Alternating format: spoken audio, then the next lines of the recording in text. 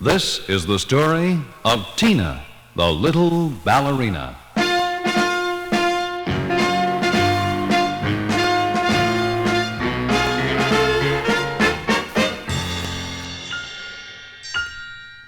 Once upon a time, there was a little girl named Tina. Tina. Tina was a happy little girl who loved to dance more than anything in the world and always dreamed of becoming a ballerina. Lovely little ballerina. Tina loved to go into the forest and dance for all her little animal friends who would come out to watch. The squirrels and bluebirds and chipmunks. Tina, once you've seen her, she will dance her way into your heart. She would pretend to be dancing on a beautiful stage, pirouetting round and round, the most famous ballerina in the world. All the animals loved Tina and would cheer and applaud at the end of every dance. And they were always a little sad when she had to go home at the end of the day. Don't be sad. I'll come back again and dance for you very soon. I promise. On the way home one day, her poor tired feet hurt so much, Tina almost cried. When she got home, her mother said, "Tina, you look unhappy. Don't you feel well?" Oh, Mother, I'm so tired, and all because of these old shoes. How I wish I had new ballet slippers like a real ballerina. Then I could dance for my friends forever and never get tired. I wish the wish I wish tonight would only come true. In my golden ballet slippers, I would dance my whole life through. For you and you and you, if my wish would only come true. That night, Tina went to sleep thinking about beautiful ballerina slippers. But no sooner had her eyes closed than she began dreaming a very strange dream. She dreamed she had been invited to dance at the Royal Palace. And now, Your Majesty, we present Tina, the little ballerina.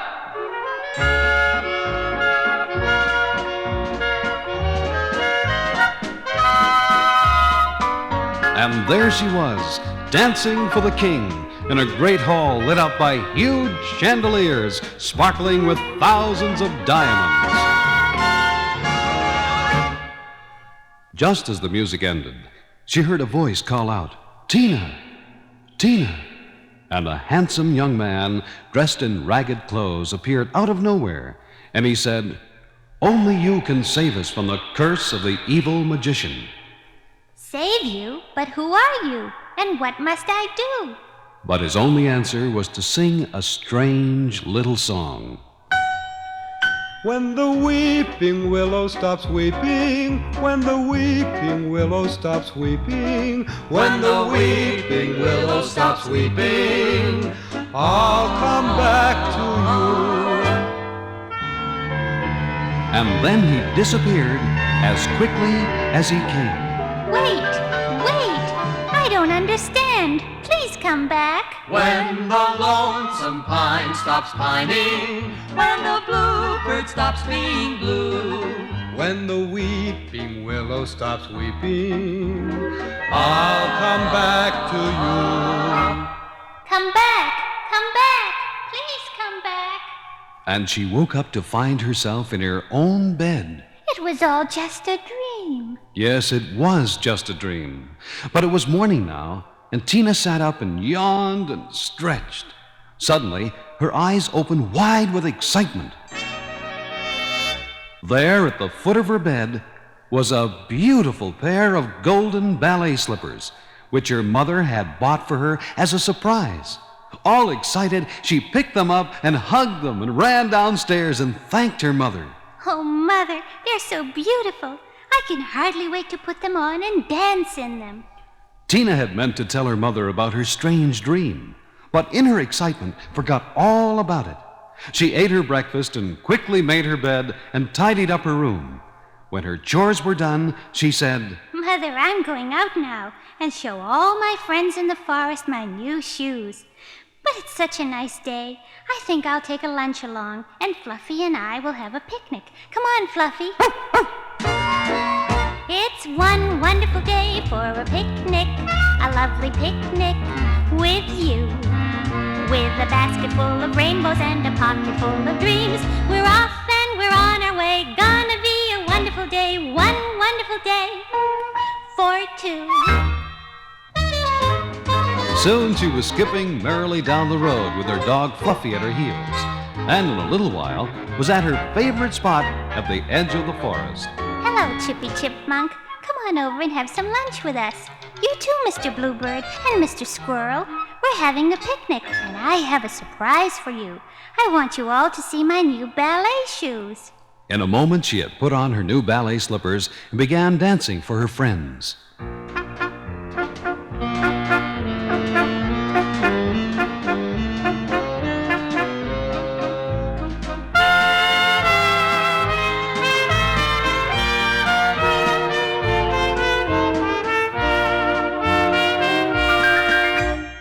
She had a wonderful time, eating and singing and dancing all afternoon, and the hours passed swiftly.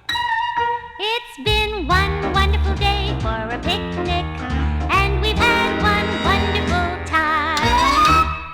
That was fun, Fluffy, but it's getting dark, and we've got to go home. But a strange power seemed to draw Tina into the forest. Tina! She thought she heard her name. It must be my imagination.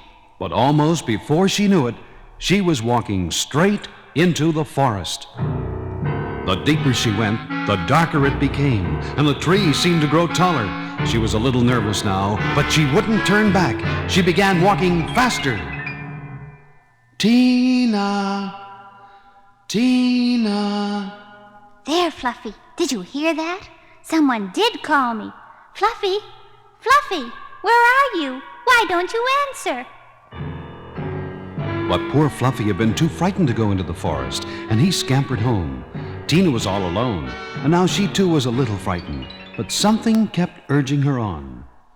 Tina! That voice again. I've heard it somewhere before, but I can't seem to remember where. Then suddenly she did remember. It was the young man in her dream. Where are you? Where are you? Where are you? She shouted, but there was no answer. On and on she went, but now it was night, and she knew she was lost.